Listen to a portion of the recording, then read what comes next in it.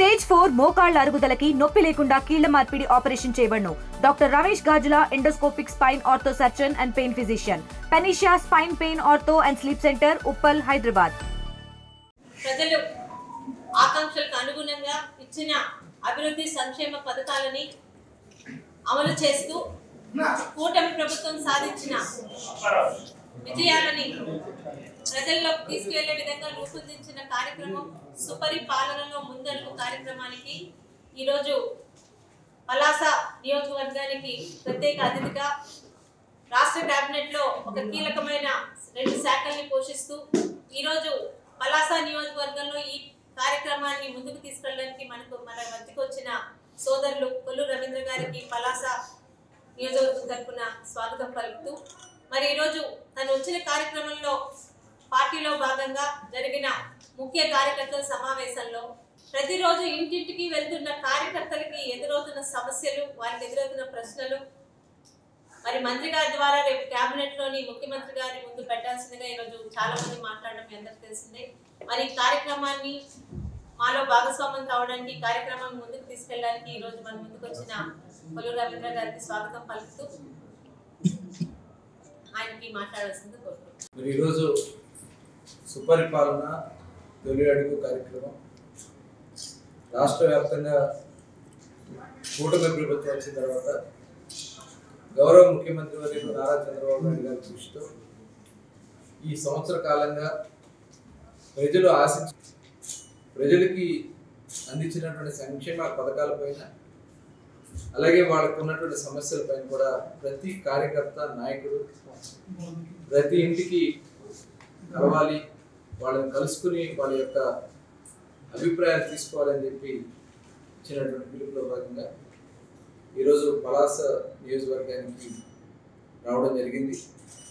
గౌరవ శాసనసభ్యురాలు శిరీష గారి నాయకత్వంలో చాలా ఉత్సాహంగా కార్యకర్తలు, నాయకులు అది ముందుకెళ్తూ జరుగుతూ ఉంది. ముందుగా వాళ్ళందరితో కూడా కూర్చొని అన్నీ కూడా మాట్లాడాం. ప్రజలు చాలా సంతోషంగా ఉన్నారు. ప్రభుత్వ పనితీరు చాలా బాగుంది. ఇవాళ దాదాపు ఇప్పటికీ రాష్ట్ర వ్యాప్తంగా దగ్గర 85 లక్షల ఇళ్ళు సెట్ చేయడం జరిగింది. ప్రతి ఇంటికి వెళ్ళి ఆ ఇంట్లో వాళ్ళ అభిప్రాయాలు కూడా ఆన్లైన్లో నమోదు చేసుకుని టీడీపీ యాప్లో నమోదు చేసుకుని ఆ సమస్యలు ఏమైనా వచ్చినా కూడా అవన్నీ పరిష్కారం చేయడానికి వాళ్ళు ముందుకెళ్తున్నాం. ప్రజలు కూడా ప్రభుత్వం అందిస్తున్నటువంటి సంక్షేమ కార్యక్రమాలు, వాళ్ళ పెన్షన్స్ కానీ, అదేవిధంగా గ్యాస్ సిలిండర్స్ కానీ, ఇవాళ ముఖ్యంగా తల్లికి వందన కార్యక్రమంలో పిల్లలకి ఇచ్చినటువంటి అందరికి ఎంతమంది అయితే చదువుకుంటారో అందరి పిల్లలకు డబ్బులు ఇచ్చే కార్యక్రమం కానీ, అట్లాగే త్వరలోనే అన్నదాత సుఖీబాబు కూడా అందించిపోతా ఉన్నాం. కేంద్ర ప్రభుత్వం విడుదల చేసిన వెంటనే 20,000 రూపాయలు ప్రతి సంవత్సరం రైతానికి ఇచ్చే కార్యక్రమంలో తొలి విడతగా 7,000 రూపాయలు అందించిపోతా ఉన్నాం. ఉచిత ఆర్టీసీ బస్సు ప్రయాణానికి కూడా ఆగస్టు 15వ తారీఖు శ్రీకారం చుట్టుకుంటున్నాం. అలాగే ప్రతి ఆటో డ్రైవర్కి కూడా 10,000 రూపాయలు ఇచ్చే కార్యక్రమాన్ని కూడా శ్రీకారం చుట్టుకుపోతున్నాం. ఇవాళ గుంతలమైపోయిన రోడ్లన్నీ కూడా ఇవాళ గుంతలు లేకుండా చేయగలిగాం. ఎన్ఆర్జీఎస్ ఫండ్స్ కింద దగ్గర 30,000 పనులు ఈరోజు రాష్ట్ర వ్యాప్తంగా పల్లె పండుగ కార్యక్రమం కింద రోడ్లన్నీ కూడా సిమెంట్ రోడ్లుగా మార్చగలుగుతున్నాం. అలాగే దశల వారీగా ఇవాళ ఆ గ్రామాల్ని ఏ రకంగా మనం అభివృద్ధి చేయాలి, డ్రైనేజ్ సమస్యలు, అలాగే జలజీవన్ ద్వారా ప్రతి ఇంటికి మంచినీళ్ళు ఇచ్చే కార్యక్రమం, ఇవన్నీ కూడా ప్లానింగ్ చేసుకుంటూ ముందుకెళ్తున్నాం. సంక్షేమ అభివృద్ధి కార్యక్రమాలతో పాటు ఇవాళ ఇన్వెస్ట్మెంట్స్ కూడా దాదాపు ఇప్పటికీ 10 లక్షల కోట్ల పైన ఇన్వెస్ట్మెంట్స్ ఇవాళ ఆంధ్ర రాష్ట్రానికి వస్తున్నాయి. ఈ రాష్ట్రాన్ని వెళ్ళిపోయినటువంటి కంపెనీలు, చాలా కంపెనీలు ముందుకు వస్తాయి. మొన్ననే చూసాం లూలు సంస్థ కానీ, టీసీఎస్ కానీ, ఇవాళ ఏదైతే క్వాంటమ్ కంప్యూటింగ్కి సంబంధించినటువంటి ప్రాజెక్టులన్నీ కూడా అమరావతిలో పెడతాం, విశాఖపట్నంలో జీసీసీ పెడతాం, ఇలాంటి అన్నీ కూడా ముందుకు. అలాగే ఇన్ఫ్రాస్ట్రక్చర్ కూడా ఇవాళ పోర్ట్లన్నీ కూడా తీర ప్రాంతం దగ్గర మన సుదీర్ఘమైన తీర ప్రాంతం పోర్ట్స్ అన్ని కూడా వేగవంతంగా పూర్తి చేసుకుని ఆపరేషన్ తీసుకురావడానికి శ్రీకాకుళం జిల్లా కోర్టు కూడా త్వరలోనే కంప్లీట్ కాబోతా ఉంది.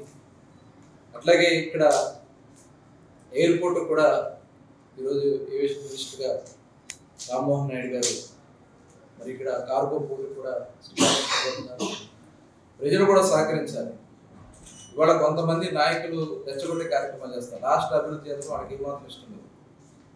ఇవాళ గౌరవ ముఖ్యమంత్రి గారు 5 రోజుల పర్యటన సింగపూర్లో పెట్టుకుని ఇవాళ ప్రపంచ దిగ్గజ కంపెనీలు ఆంధ్ర రాష్ట్రానికి రావడానికి ముందుకు వస్తూ ఉంటే ఇవాళ ఇక్కడ కూర్చుని వైఎస్ఆర్ పార్టీ నాయకులు పిచ్చి పిచ్చి వాగుడంతా వాగుతారు.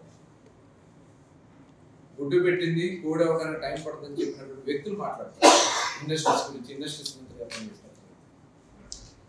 ఇవాళ అన్నిసలు కష్టపడి ఇవాళ ఆగిపోయిన స్టీల్ ప్లాంట్ తీసుకుని ఇదే స్టీల్ ప్లాంట్ని ఆ రోజున అమ్మేయడానికి ప్రయత్నం చేస్తే ఇవాళ మళ్ళీ నిలబెట్టి కేంద్ర ప్రభుత్వం నుంచి ఫండ్స్ తీసుకొచ్చి లాభాల బాటలో పెట్టినటువంటి ప్రభుత్వం కూటమి ప్రభుత్వం. వెళ్ళిపోయినటువంటి రైల్వే జోన్ మళ్ళీ తిరిగి తీసుకొచ్చి వాళ్ళ రైల్వే జోన్ కార్యక్రమాలకి శ్రీకారం చుట్టింది వాళ్ళ కూటమి ప్రభుత్వం. ఒక పక్క ఇన్వెస్ట్మెంట్స్ వస్తున్నాయి, ఒక పక్క అభివృద్ధి జరుగుతుంది, అటు రాజధాని పనులు జరుగుతున్నాయి, ఉత్తరాంధ్రలో మరి ప్రాజెక్టులన్నీ కూడా వస్తున్నాయి, ఇరిగేషన్ ప్రాజెక్ట్స్ వస్తున్నాయి. రాయలసీమ ఏరియాలో ఎక్కడ ఉన్నటువంటి వనరులు బట్టి అక్కడ ప్రాంతాన్ని అభివృద్ధి చేయడానికి అన్ని ప్రాంతాలని కూడా సమానంగా ముందుకు తీసుకెళ్తూ ఒక ఫైనాన్షియల్ ఏరియా ఉత్తరాంధ్ర మొత్తాన్ని కూడా విశాఖపట్నాన్ని ఒక ఫైనాన్షియల్ హబ్ కింద చేయటం, ఇవన్నీ కూడా ఇవాళ రాష్ట్రానికి చాలా భవిష్యత్తు ఉపయోగపడే కార్యక్రమాలు జరుగుతుంటామని తయారు చేసుకుంటాము. మా యువ నాయకుడు నారా లోకేష్ గారు అహర్నిశలో కష్టపడుతూ కంపెనీని రిక్వెస్ట్ చేస్తూ ఇవాళ వాళ్ళందరూ కూడా ముందుకు వస్తున్నారు. ఇవాళ అందరూ కూడా ఇద్దరు కూడా ఆలోచిస్తున్నారు. ఇవాళ వాళ్ళ స్కామ్స్ బయటపడుతున్నాయి. ఇవాళ అనేక స్కామ్స్ బయటపడుతున్నాయి. ఇవాళ వాళ్ళు చేసినటువంటి స్కామ్స్ లో ప్రజల్ని దారి మళ్లించడానికి రోత పత్రికలో రోతరాతలు రాస్తూ రాష్ట్రాన్ని నాశనం చేయాలని ప్రయత్నం చేస్తున్నారు. ప్రజలు కూడా గమనించాల్సినటువంటి అవసరం ఉంది. కులాలని రెచ్చగొడతారు, మతాన్ని రెచ్చగొడతారు, ప్రాంతాన్ని రెచ్చగొడతారు. ఇవాళ రాష్ట్ర అభివృద్ధి ముఖ్యం, రాష్ట్ర ప్రయోజనాలు ముఖ్యం. ప్రతి ఒక్కరు కూడా భాగస్వాములు ముందుకెళ్ళాలని చెప్పి రిక్వెస్ట్ చేస్తూ మరి శిరీష్ గారు కూడా చాలా ఇబ్బంది పెట్టారు. ఇవాళ అవన్నీ కూడా మేము ఆవిడ చాలాసార్లు రిప్రజెంట్ చేశారు. మాకు కూడా కొన్ని వచ్చినాయి. బోడికొండ కానీ అలాగే ఇక్కడ ఉన్నటువంటి నల్లబడ్డూరు కొండ ఇవన్నీ కూడా మా దృష్టికి వచ్చినాయి. ఆల్రెడీ ఏదైతే డిపార్ట్మెంటల్ ఎంక్వైరీ చేసాం, డెఫినెట్గా రెవెన్యూ కానీ పోలీస్ కానీ ఎంక్వైరీ చేయించి దీంట్లో బాగా బాధ్యులైనటువంటి వ్యక్తుల మీద డెఫినెట్గా యాక్షన్ తీసుకుంటాం. ఇవాళ వాళ్ళు చేసినటువంటి కార్యక్రమాలన్నీ కూడా జిల్లాల వారీగా వారు చేసినటువంటి కార్యక్రమాలు. ఇవాళ నేను వైఎస్ఆర్ పార్టీ నాయకులను అడుగుతాను, మీరు పనిచేసినటువంటి 5 సంవత్సరాల్లో జిల్లాలకు కానీ రాష్ట్రానికి కానీ మీరు చేసినటువంటి అభివృద్ధి గురించి మాట్లాడే దమ్ము ధైర్యం మీకు ఉందని మేము అడుగుతాము. ఇవాళ మేము వచ్చినటువంటి ఈ సంవత్సర కాలంలోనే అన్ని ఇబ్బందులు కూడా తొలగించుకుంటున్నాం. కేంద్రం ఇవాళ పోలవరానికి డబ్బులు ఇచ్చింది, అమరావతికి డబ్బులు ఇచ్చింది. ఇవాళ జరుగుతున్నటువంటి అభివృద్ధి ఇక్కడ విజయనగరం దగ్గర మనం విశాఖపట్నం బోర్డర్లో ఎయిర్పోర్ట్, ఇంటర్నేషనల్ ఎయిర్పోర్ట్ వస్తాం, భోగాపురం ఎయిర్పోర్ట్. ఇవాళ ఏ రకంగా మనం రాష్ట్రాన్ని అభివృద్ధి చేయాలి అహర్నిశలు ఆలోచిస్తున్నటువంటి నాయకుడు చంద్రబాబు నాయుడు గారు, ఇవాళ పవన్ కళ్యాణ్ గారు కూడా అనుక్షణం సపోర్ట్ చేస్తూ ఆయన కూడా పంచాయతీరాజ్ శాఖ మంత్రిగా ఇవాళ ఎన్ఆర్జీస్ ఫండ్స్ తీసుకొస్తూ రేపు గ్రామ స్వరాజ్యం కోసం వారు చేసినటువంటి కృషి కానీ, ఇవాళ ఐటీ శాఖ మంత్రిగా ఎడ్యుకేషన్ మినిస్టర్గా నారా లోకేష్ గారు చేసినటువంటి కృషి కానీ, బిల్డింగ్ యాక్టివిటీ పెరిగింది, తక్కువ రేటుకే శాండ్ దొరుకుతూ ఉంది. ఇవాళ రాష్ట్ర వ్యాప్తంగా కూడా దానికి ఒక నిరంతరం మానిటరింగ్ సెల్ కూడా మేము ఏర్పాటు చేసుకున్నాం. స్టేట్ ఆఫీస్ నుంచి ప్రతిదీ కూడా ఫాలోఅప్ చేస్తున్నాం.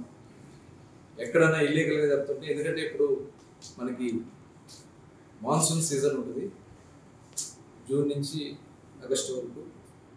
ఈ మాన్సూన్ సీజన్లో ఎక్కడా కూడా ఇబ్బంది రాకుండా స్టాక్స్ ఏర్పాటు చేసుకున్నాం. రిక్వైర్మెంట్ దగ్గర 2 టన్నులు మెట్రిక్ టన్స్ మేము స్టాక్స్ పెట్టడానికి దగ్గర 1,00,00,000 టన్నులు కూడా ఆల్రెడీ స్టాక్స్ ఉన్నాయి. అట్లాగే ఎక్కడన్నా మరి ఇట్లాంటి అక్రమాలు జరుగుతున్నాయని మా దృష్టికి వస్తే ఇమీడియట్గా యాక్షన్ తీసుకుంటాం, వాళ్ళ మీద చర్యలు తీసుకోవడం కూడా జరుగుతుంది. ఎట్టి పరిస్థితుల్లో కూడా శాండ్కి సంబంధించినటువంటి గత ప్రభుత్వంలో వాళ్ళు చేసినటువంటి తప్పిదాల వల్ల చాలా నష్టపోయాం. భవిష్యత్తులో అలాంటి జరగకుండా అన్ని కార్యాచరణ తీసుకుంటాం. టీమ్స్ ఏర్పాటు చేయడం జరిగింది. గౌరవ ముఖ్యమంత్రి గారు కానీ లోకేష్ గారు కానీ దానికి ఒక గ్రూప్ ఆఫ్ మినిస్టర్స్ జీవోఎం కూడా ఏర్పాటు చేసుకున్నాం. ఎప్పటికప్పుడు దాని మీద చర్చిస్తూ ఉన్నాం. వాళ్ళు చాలా వరకు కంట్రోల్ చేయగలిగాం. ఎక్కడైతే ఈ గంజాయి సాగు జరుగుతూ ఉందో గంజాయి సాగు ప్రాంతాన్ని ఐడెంటిఫై చేసుకుని డిస్ట్రాయ్ చేయడం జరుగుతుంది. అట్లాగే శాటిలైట్ ద్వారా కానీ డ్రోన్స్ ద్వారా కానీ ఎప్పటికప్పుడు ఇన్ఫర్మేషన్ తెచ్చుకుంటున్నాం. చెక్ పోస్ట్ బలోపేతం చేశాం. అదే కాకుండా ఎక్కడన్నా గ్రామాల్లో అమ్ముతున్నట్టు కానీ వాళ్ళు రిపీటెడ్గా అఫెండర్స్ అయినట్లయితే వాళ్ళ మీద కొన్ని సెక్షన్స్ కూడా పెట్టి వాళ్ళు అరెస్ట్ చేయడం జరుగుతుంది. ఇది చాలా సీరియస్గా తీసుకోవడం జరిగింది. భవిష్యత్తులో వెల్ఫేర్ స్కీమ్స్తో కూడా లింక్ చేయడానికి కూడా ఆలోచన చేస్తాం. ఎవరన్నా ఇలాంటి ఎఫెన్స్ చేస్తుంటే వాళ్ళ మీద కుటుంబాలు కూడా కొంత చేసి, అలాగే మనం పబ్లిక్ కూడా అవేర్నెస్ తీసుకురావాల్సిన అవసరం ఉంది. దానికి కూడా అవేర్నెస్ ప్రోగ్రామ్స్ చేస్తున్నాం. అట్లాగే కొన్ని డీఅడిక్షన్ సెంటర్స్ కూడా ఇప్పుడు ఎవరైతే ఇట్లా దీనికి అలవాటు పడి ఉన్నారో అలాంటి డీఅడిక్షన్ సెంటర్స్ కూడా మనం ప్లాన్ చేయడం జరుగుతుంది. ఈ రకంగా గంజాయిని రాష్ట్రం నుంచి తరవడానికి రాబోయే 5 సంవత్సరాలు ఒక ప్రణాళికబద్ధంగా ముందుకెళ్తున్నాం. దానిలో భాగంగానే పేదరికం లేనటువంటి సమాజ నిర్మాణం కోసం కూడా P4 కార్యక్రమాన్ని కూడా శ్రీకారం చుడుతున్నాం. అటు ప్రజలు, ప్రభుత్వం, ప్రైవేట్ సంస్థల భాగస్వామ్యంతో ఈ 4P ప్రోగ్రామ్ని అమలు చేసి రాబోయే 2029 నాటికి పేదరికం లేనటువంటి రాష్ట్రంగా ఆంధ్ర రాష్ట్రాన్ని తీర్చిదిద్దడానికి ఇవాళ ఎవరైతే మార్గదర్శకులు కానీ బంగారు కుటుంబాలని రాష్ట్ర వ్యాప్తంగా ఐడెంటిఫై చేసుకోవడం జరిగింది. ఇవాళ ముఖ్యమంత్రిగా చంద్రబాబు నాయుడు గారు కూడా దాదాపు కొన్ని కుటుంబాలను వారు తీసుకున్నారు. మేమందరం కూడా దాంట్లో భాగస్వాములు, ప్రతి ఒక్కరు కూడా దీంట్లో భాగస్వామ్యం కావాలని చెప్పి రిక్వెస్ట్ చేస్తూ ఆంధ్ర రాష్ట్రాన్ని అన్ని రకాల ముందుకు తీసుకెళ్ళాలని అందరూ సహకరించాలని, ఈ ప్రోగ్రామ్ని గ్రాండ్ సక్సెస్ చేసినటువంటి ప్రతి తెలుగుదేశం పార్టీ నాయకులు, కార్యకర్తలు కూడా శుభాకాంక్షలు తెలియజేస్తారు. తెలుగులో ఫాస్టెస్ట్ న్యూస్ ఇప్పుడు కొత్త అవతారంలో 5 సెకండ్లోనే పూర్తి వార్తా సమాచారం మీ చేతిలో. సోషల్ మీడియా ట్రెండ్స్ మీ కళ్ళ ముందుకే live TV and voice search ఆప్షన్స్తో ఇప్పుడే డౌన్లోడ్ చేయండి. యాప్ లింక్ డిస్క్రిప్షన్లో ఉంది.